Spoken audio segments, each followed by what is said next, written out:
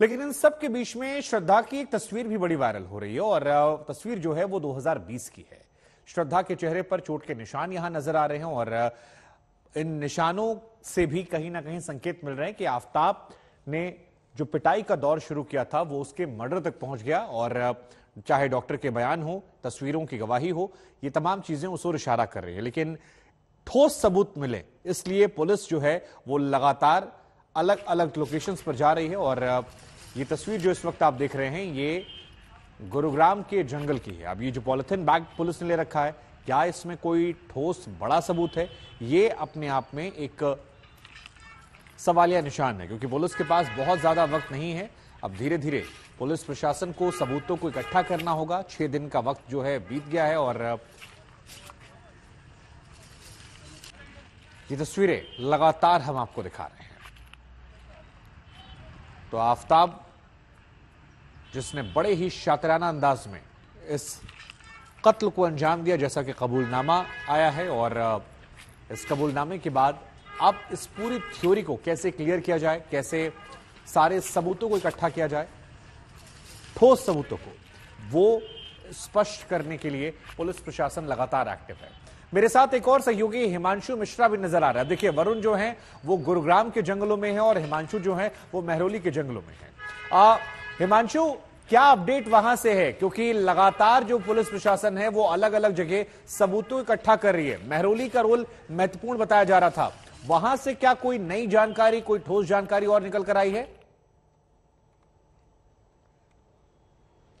देखिए, महरौली का रोल इसलिए महत्वपूर्ण है क्योंकि जहां पर, जिस जंगल में हम मौजूद हैं, वो जंगल जहां से उसका घर, जहां पे आफताब ने किराए का घर लिया था, वो बहुत ज्यादा दूर नहीं था। और इस जंगल की आप देखिए, इसको देख करके आप समझ सकते हैं कि शायद उसने क्या पहले रेकी की थी, क्योंकि ये जंगल बेहद घना है। इसको देख के अंदाजा लगाया जा सकता है। और देखिए, जो पगडंडियां हैं वो भी किस तरीके से बीच से ऐसे बनी हुई है कि आपको बच बच के यहां पर निकलना होगा, वरना ये जो इस तरीके के लटके हुए ये कंटीले इसमें से निकले हुए हैं, तो इससे आपको चोट लग सकती है।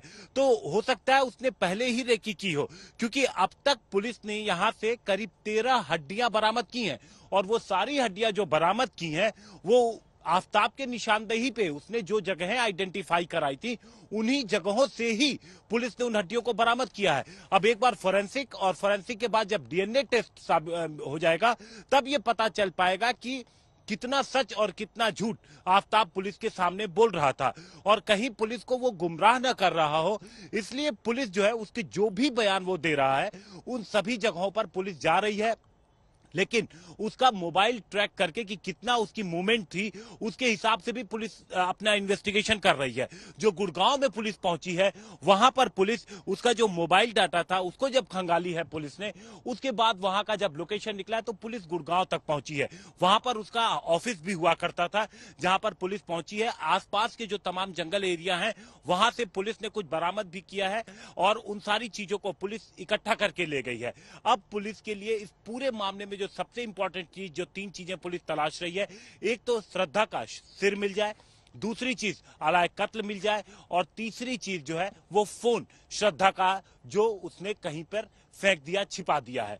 इन तीनों के अलावा अब जो सारी चीजें, जो सारी हड्डियां बरामद हुई हैं या घर से जो एक खून का कतरा मिला है, वो डीएनए उसका मैच हो जाए तो पुलिस के लिए अब तक की जो मेहनत है वो बेकार नहीं जाएगी। लेकिन कहीं अगर डीएनए नहीं मिलता है तो पुलिस के लिए बड़ी मुसीबत हो जाएगी। बिल्कुल। हमारे साथ वरुण भी लगातार बने हुए हैं। वरुण, आप श्रद्धा के दोस्त से कल हमारी सहयोगी ने बातचीत की, उन्होंने एक बड़ी महत्वपूर्ण बात बताई कि आफताब के जो माता पिता हैं वो पुलिस की जांच से पहले या आफताब की गिरफ्तारी से पहले ही कहीं और शिफ्ट हो गए हैं। इसका मतलब उनके कहने का अर्थ यह था कि उन्हें इस बारे में जानकारी है। तो उनके माता पिता से कोई संवाद या उनके बारे में कोई खुश खबर है और पुलिस किन किन पहलुओं पर जांच कर रही है? क्योंकि ये खबर आ रही है, श्रद्धा के पिता ने भी कहा कि उनके माता पिता से भी उन्होंने संवाद किया था और उन्होंने कहा था कि आपकी लड़की कहीं बाहर चली गई है। यानी पेरेंट्स को जानकारी थी कि ऐसी कोई घटना हो गई है, कम से कम जो कड़ियां जुड़ रही हैं वो इस इशारा कर रही हैं।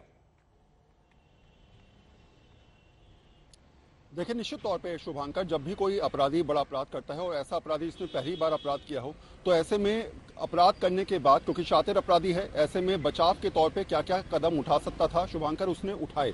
वो जानता था कि कैसे इस पूरी प्रकरण में अपने आप को बचाना है, कैसे उसने बॉडी पार्ट्स को काट कर साफ किया और उसके बाद उसने अपने क्या करीबियों को बताया फिर नहीं बताया, ये तमाम ऐसी चीजें हैं जो जांच के दायरे में जरूर आएंगे। लेकिन आपने सीधे तौर पे स्पष्ट समझाने की कोशिश मैं करूंगा, क्योंकि आफ्ताब अपने फादर के बहुत करीब था, ये उसके दोस्तों ने बताया है, और ऐसे में ये हो सकता है कि इसकी जानकारी शायद पेरेंट्स के पास हो या फिर ना हो, लेकिन हाँ ये जरूर है, ये जांच के बाद क्लियर हो पाएगा।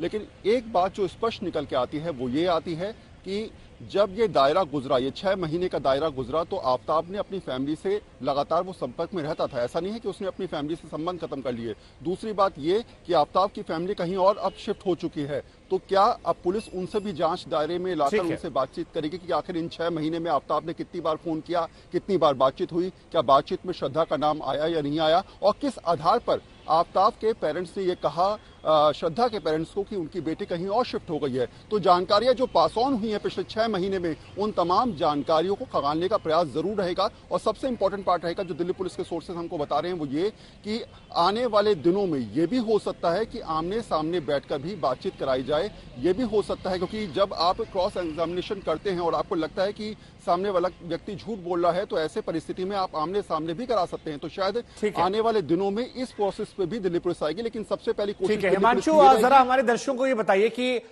मुंबई में गई है दिल्ली पुलिस, कहा जा रहा है कि वहां भी एक टीम भेजी गई है, तो ये जो सवाल मैंने पूछा था वरुण से, इस पर भी कुछ आप एड ऑन करना चाहें? साथ ही जो टीम मुंबई गई है वो किन किन पहलुओं पर वहां जांच पड़ताल करेगी, वहां जाने का मकसद क्या है, इस बारे में भी जानकारियां दीजिए।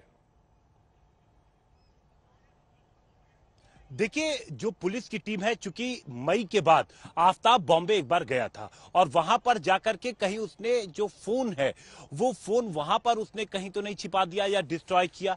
एक तो पुलिस फोन की तलाश में गई है। दूसरी चीज, जो आफ्ताब के और श्रद्धा के, खासतौर से जो दोनों के कॉमन फ्रेंड थे, जो दोनों को जानते थे, उनसे बातचीत करना ताकि इनका रिलेशन कैसा था। खासतौर से जो मारपीट की बात आ रही है, वो मारपीट के बारे में वो सारी पुलिस तफ्तीश करेगी। और इसके अलावा आफ्ताब और श्रद्धा सभी के घर भी पुलिस जाएगी।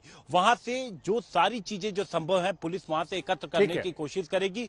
लेकिन महत्वपूर्ण चीज जो सुराग पुलिस को चाहिए वो सुराग मोबाइल फोन, क्योंकि कहीं से पुलिस को इस बात की भी जानकारी मिली कि शायद इसने मोबाइल फोन महाराष्ट्र में ही कहीं डंप किया।